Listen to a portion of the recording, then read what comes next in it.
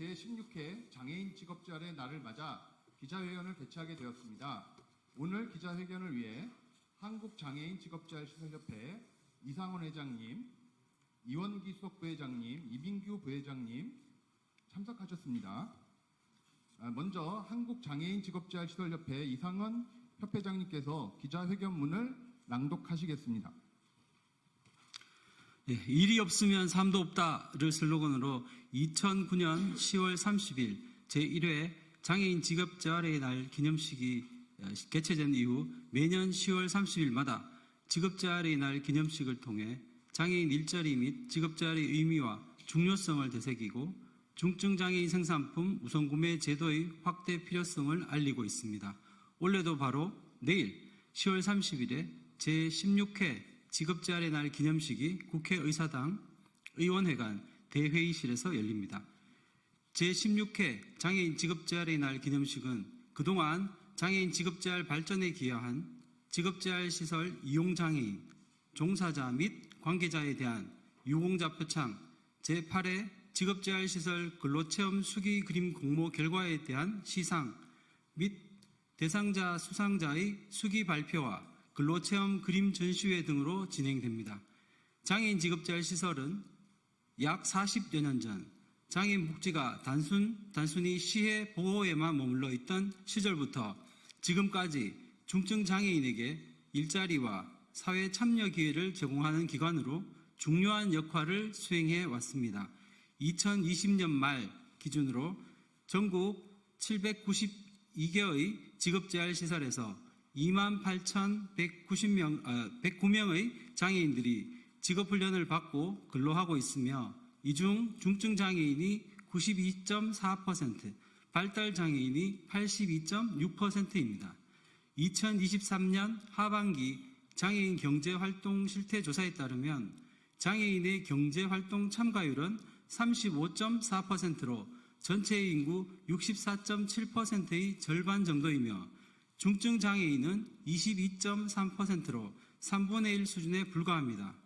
경제활동에 참여하지 못하고 있는 중증장애인이 거의 80%에 달하고 있는 상황에서 직업재활의 중요성과 사회적 역할은 더욱 강조될 수밖에 없습니다. 제16회 장애인 직업재활의 날 기념식이 직업재활시설을 이용하는 장애인과 가족, 종사자와 관계자뿐만 아니라 우리 사회 모두가 장애인 직업재활의 가치와 의미를 되새기고 중증장애인 일자리와 직업재활에 관심을 가지고 발전을 위해 함께 고민하고 노력하는 계기가 되기를 바랍니다.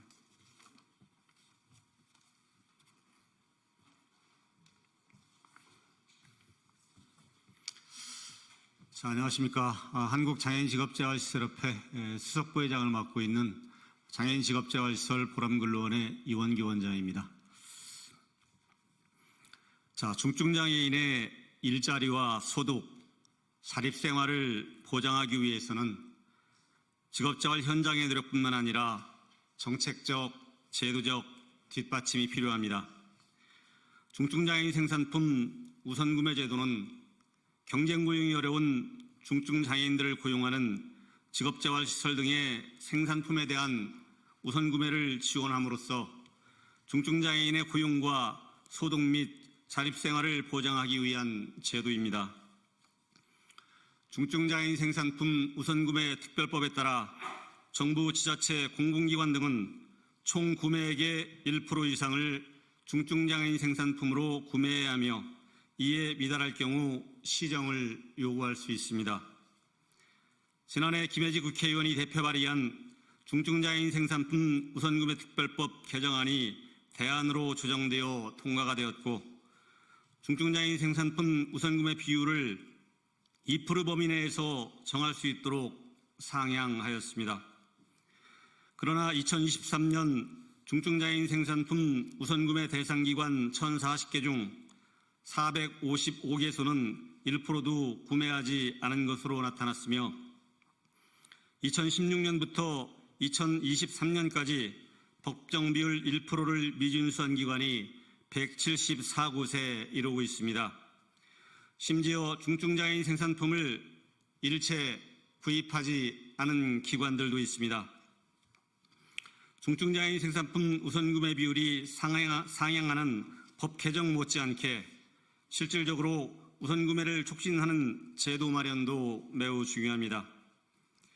중증장애인 생산품 법정 비율 미준수 기관의 구매 담당자는 의무적으로 교육을 받도록 법을 개정하였지만 이외에도 중증장애인 생산품에 대한 인식 제고, 홍보, 우선구매 컨설팅, 중증장애인 생산품의 다양성과 품질 제고 및 시장 경쟁력 확보를 위한 각종 지원 등 다양한 방안을 강구해야 합니다.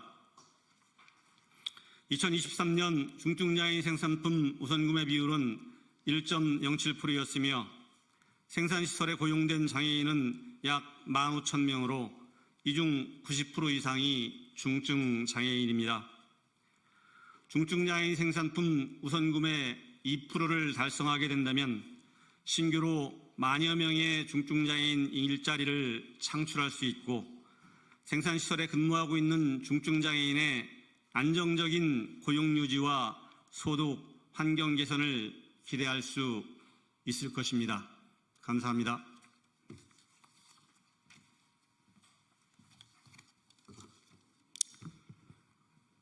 협회 부회장 이민규입니다.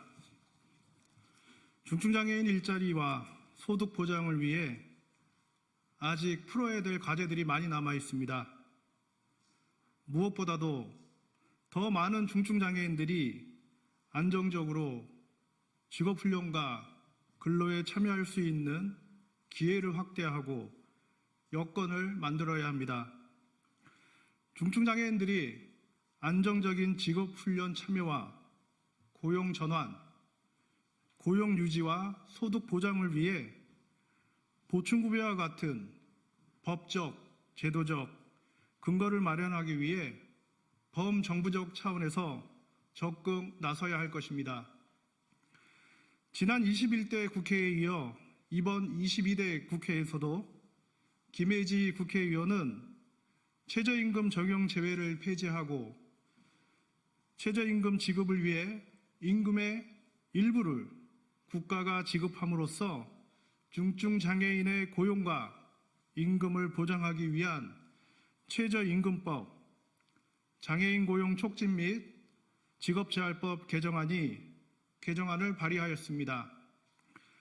직업재활시설 훈련장애인 지원을 위한 예산 확보 또한 지속적으로 이루어져야 할 것입니다.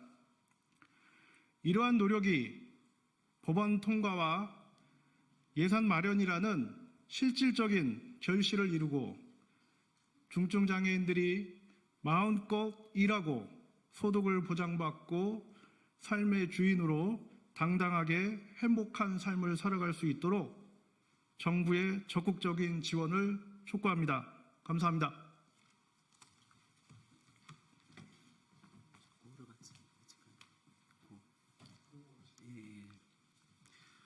네, 저희의 의지를 담은 구호를 말씀드리겠습니다. 손 들어주시고. 안 돼요? 알겠습니다. 네, 이상으로 제16회 장애인 직업자의 날 기념 기자회견을 모두 마치겠습니다. 좋은 기사 부탁드리겠습니다. 감사합니다.